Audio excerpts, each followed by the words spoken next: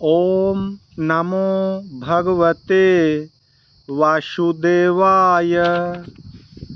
श्रीमद् भागवत महापुराण के छठे स्कंध में दक्ष के द्वारा भगवान की स्तुति और भगवान का प्रादुर्भाव, इसकी कथा में राजा परीक्षित ने पूछा, भगवान आपने संक्षेप से तीसरे स्कंध में इस बात का वर्णन किया है कि स्वयंभू मनवंतर में देवता, असुर, मनुष्य, सर्प और पशु पक्षी आदि की सृष्टि कैसे हुई। अब मैं उसी का विस्तार जानना चाहता हूँ। प्रकृति आदि कारणों के भी परम कारण भगवान अपनी जिस शक्ति से जिस प्रकार उसके बाद की सृष्टि करते हैं, उसे जानने की भी मेरी इच्छा है। सूत जी कहते हैं, शौनकादि ऋषियों, परम योगी व्यासनंदन श्री सुखदेव जी ने राजऋषि परीक्षित का यह सुंदर प्रश्न सुनकर उनका अभिनंदन किया और इस प्रकार कहा। श्री सुखदेव जी ने कहा, राजा प्राचीन बरही के 10 लड़के जिनका नाम प्रचेता था, जब समुद्र से बाहर निकले तब उन्होंने देखा कि हमारे पिता के निवृत्ति परायण हो जाने से सारी पृथ्वी पेड़ों से घिर गई है। उन्हें वृक्षों पर बड़ा क्रोध आया। उनके तपोबल ने तो मानो क्रोध की आग में आहुति ही डाल दी। बस उन्होंने वृक्षों को जला डालने के लिए अपने मुख से वायु और अग्नि की सृष्टि की। परीक्षित, जब प्रचेताओं की छोड़ी हुई अग्नि और वायु उन वृक्षों को जलाने लगी, तब वृक्षों के राजाधिराज चंद्रमा ने उनका क्रोध शांत करते हुए इस प्रकार कहा, महाभाग्यवान प्रचेताओं, ये वृक्ष बड़े दीन हैं। आप लोग इनसे द्रोह मत कीजिए, क्योंकि आप तो प्रजा की अभिवृद्धि करना चाहते हैं और सभी जानते हैं कि आप प्रजापति हैं। महात्मा प्रचेताओं, प्रजापतियों के अधिपति अविनाशी भगवान श्री हरि ने संपूर्ण वनस्पतियों और औषधियों को प्रजा के हितार्थ उनके खान पान के लिए बनाया है। संसार में पंखों से उड़ने वाले चर प्राणियों के भोजन फल पुष्प आदि अचर पदार्थ हैं। पैर से चलने वालों के घास तृण आदि बिना पैर वाले पदार्थ भोजन हैं। हाथ वालों के वृक्ष लता आदि बिना हाथ वाले और 2 पैर वाले मनुष्य आदि के लिए धान, गेहूँ आदि अन्न भोजन हैं। 4 पैर वाले बैल, ऊंट आदि खेती प्रभृति के द्वारा अन्न की उत्पत्ति में सहायक हैं। निष्पाप प्रचेताओं, आपके पिता और देवाधिदेव भगवान ने आप लोगों को यह आदेश दिया है कि प्रजा की सृष्टि करो। ऐसी स्थिति में आप वृक्षों को जला डालें, ये कैसे उचित हो सकता है। आप लोग अपना क्रोध शांत करें।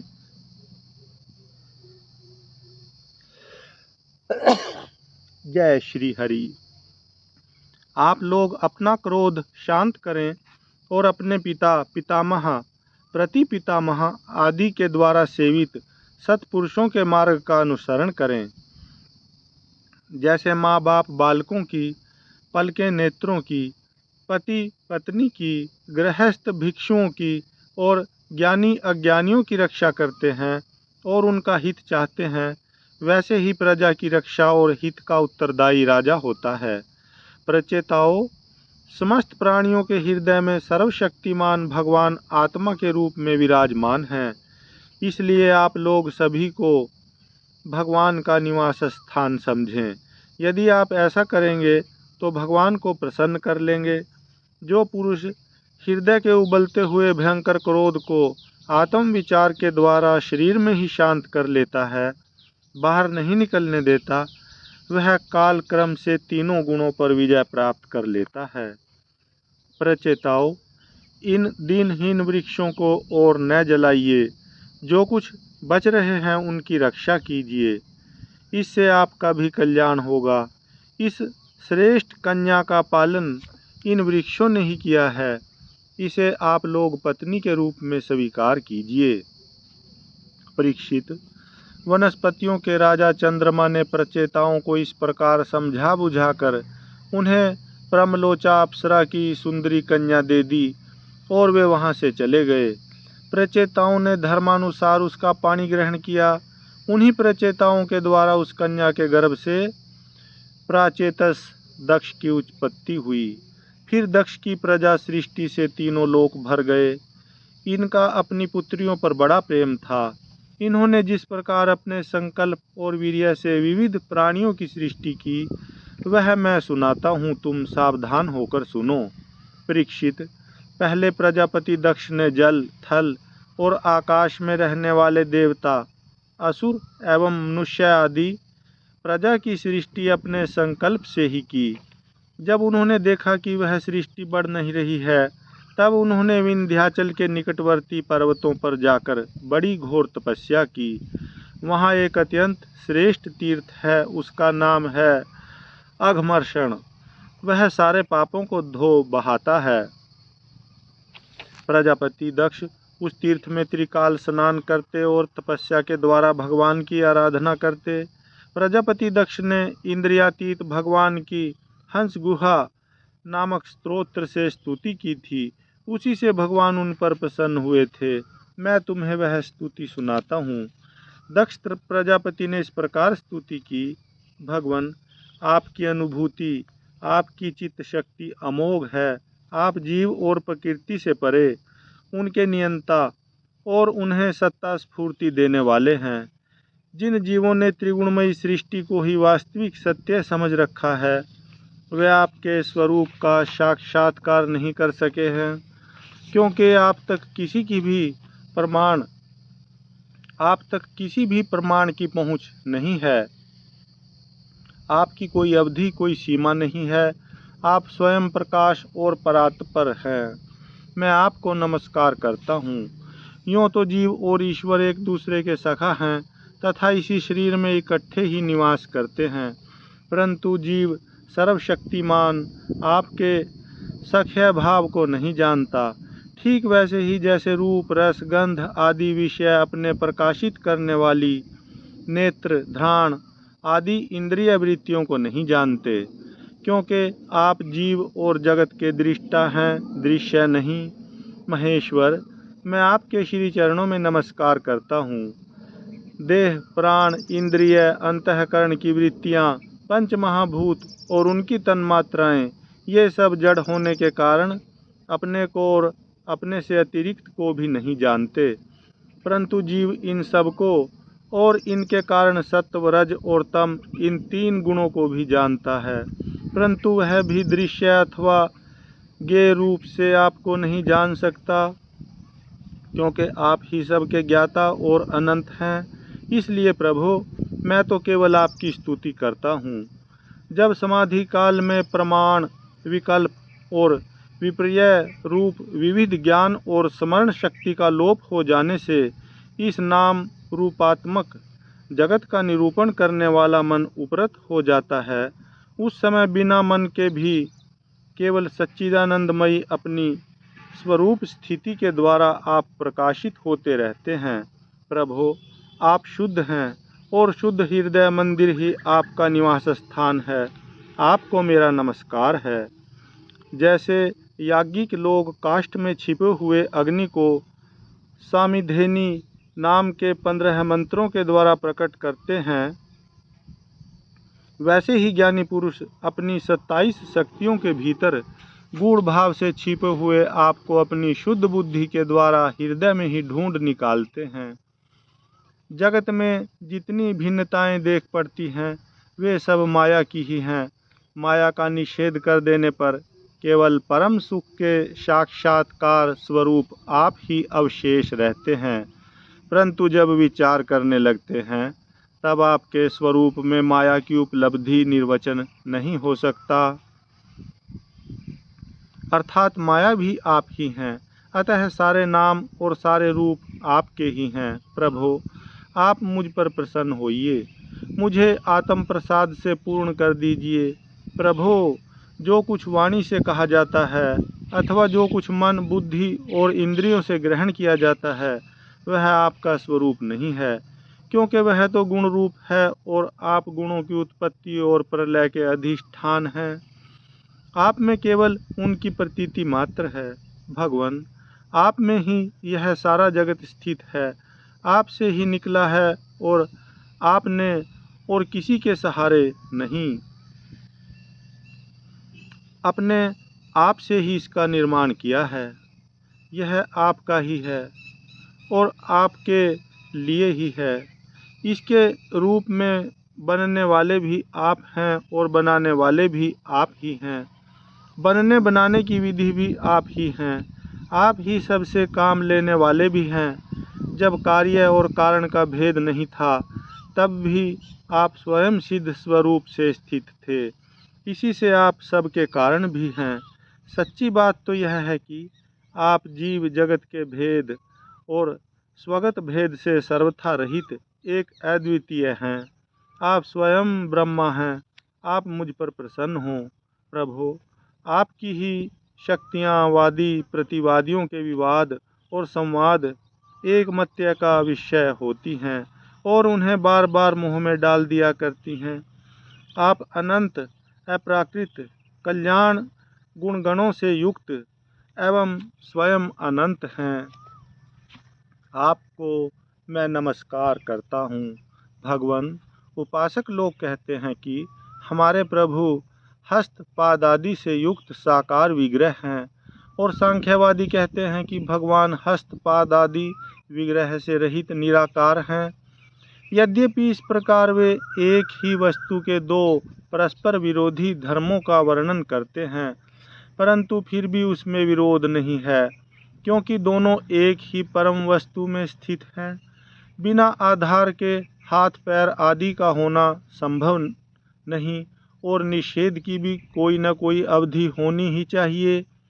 आप वही आधार और निषेध की अवधि हैं, इसलिए आप साकार निराकार दोनों से ही अविरुद्ध सम पर ब्रह्मा हैं। प्रभो, आप अनंत हैं।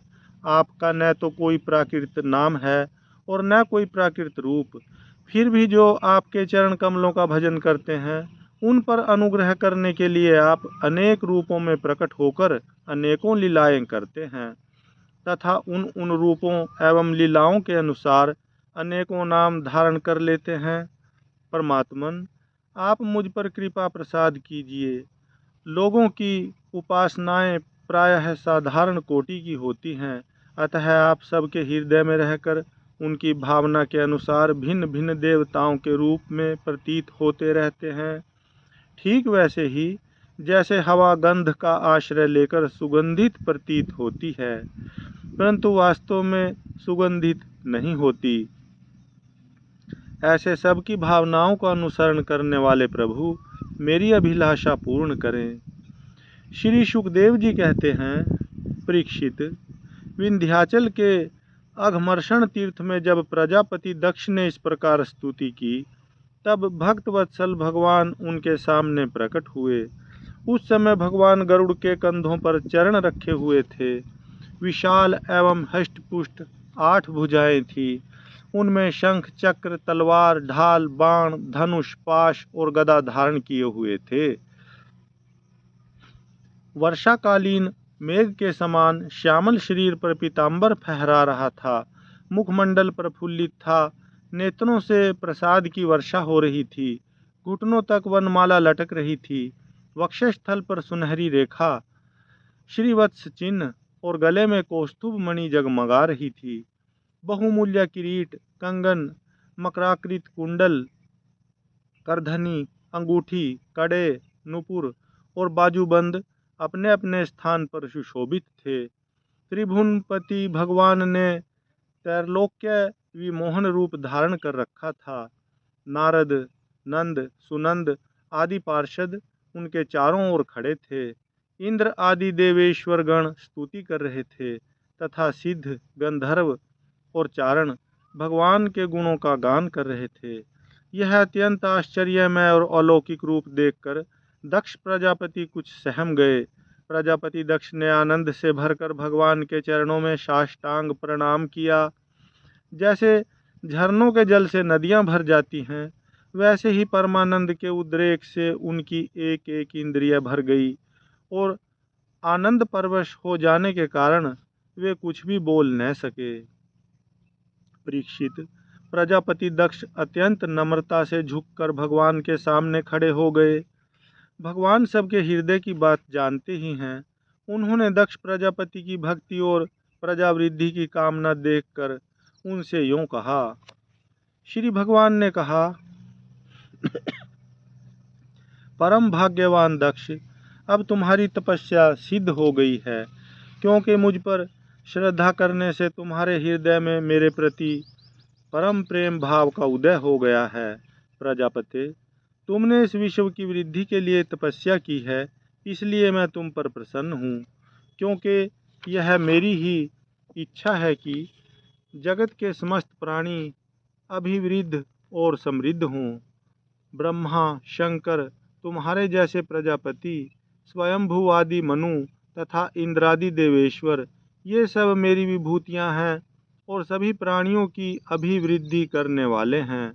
ब्रह्मान, तपस्या मेरा हृदय है, विद्या शरीर है, कर्म आकृति है, यज्ञ अंग है, धर्म मन है और देवता प्राण हैं। जब यह सृष्टि नहीं थी तब केवल मैं ही था, और वह भी निष्क्रिय रूप में। बाहर भीतर कहीं भी और कुछ न था, न तो कोई दृष्टा था और न दृश्य। मैं केवल ज्ञान स्वरूप और अव्यक्त था। ऐसा समझ लो मानो सब और सुषुप्ति ही सुषुप्ति छा रही थी हो। प्रिय दक्ष, मैं अनंत गुणों का आधार एवं स्वयं अनंत हूँ। जब गुणमयी माया के क्षोभ से यह ब्रह्मांड शरीर प्रकट हुआ, तब इसमें अयोनिज आदि पुरुष ब्रह्मा उत्पन्न हुए। जब मैंने उनमें शक्ति और चेतना का संचार किया, तब देव शिरोमणि ब्रह्मा सृष्टि करने के लिए उद्यत हुए, परंतु उन्होंने अपने को सृष्टि कार्य में असमर्थ सा पाया। उस समय मैंने उन्हें आज्ञा दी कि तप करो।